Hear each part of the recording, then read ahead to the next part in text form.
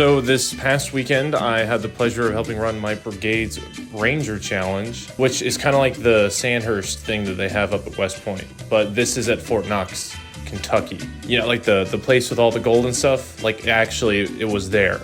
But they said if I took any pictures, I would get arrested. So enjoy this picture that I pulled off of Wikipedia. So for those of you not in the know, Ranger Challenge is kind of like a 2-day little military skills competition where cadets from different schools come together and they compete and they say who's best. And like the top 2 teams go off to West Point during the winter and compete for the actual Sandhurst competition. Now, I did the Sandhurst competition a couple times when I was a cadet. It was far from enjoyable, but I was a naive plebe at the time, so I didn't really know any better. But the Ranger Challenge is a lot different than the Sandhurst competition, I will say that. Like at the Sandhurst competition, we had like a lot of shooting and rucking and climbing up mountains and stuff like that. At the Ranger Challenge this past weekend, it was like the first day was land nav on post, which is why you saw all the people like running around while I was driving through stuff. And like there were multiple lanes and each lane had a different challenge, blah, blah, blah. And I was put in charge of helping run one of the lanes of the urban land nav, and probably the one with the more unique of the challenges. Like, I'm not kidding when I say that this gave me an existential crisis when I was told I had to do this,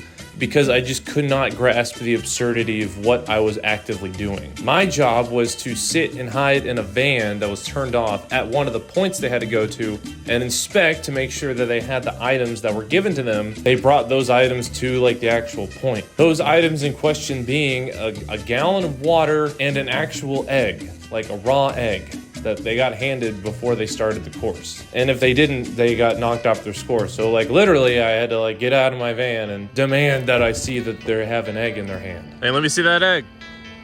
Let me see that egg. Hold it up. Hold it up. I see the water. I'm doing great. Just chilling. All right, that'll do.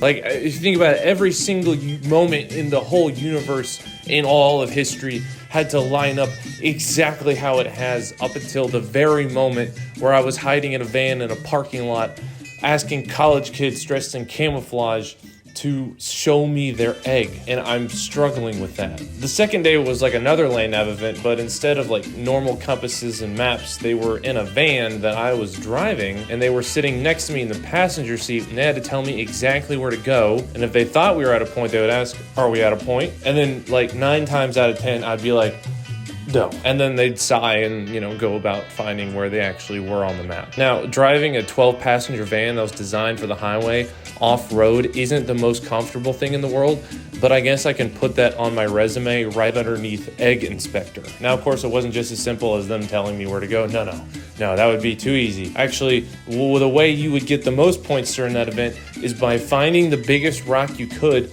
and then bringing it back to the start point at the end. Now, when I was told that they would be doing this, I was thinking like maybe 100-pound rocks at the most. No, these kids were getting like full-on boulders and then like heaving them into the van and then trying to fit themselves around said boulder. I can't tell you how many back injuries I saw it get experienced that day. The VA claim system is about to have a heyday. I want to say like the heaviest rock that I saw was almost 700 pounds, which is absurd. Like, who comes up with this stuff? Now, if 12-passenger van land nav and boulder hauling wasn't simple enough, if they weren't doing that day, they were doing other things like medical training and like little skills like one rope bridge that we don't actually use in the Army. And then, of course, like my favorite game, Don't Let Go of the Tire, which I think would be a great game you should play with your family with the holidays coming up. The last day was another land nav event.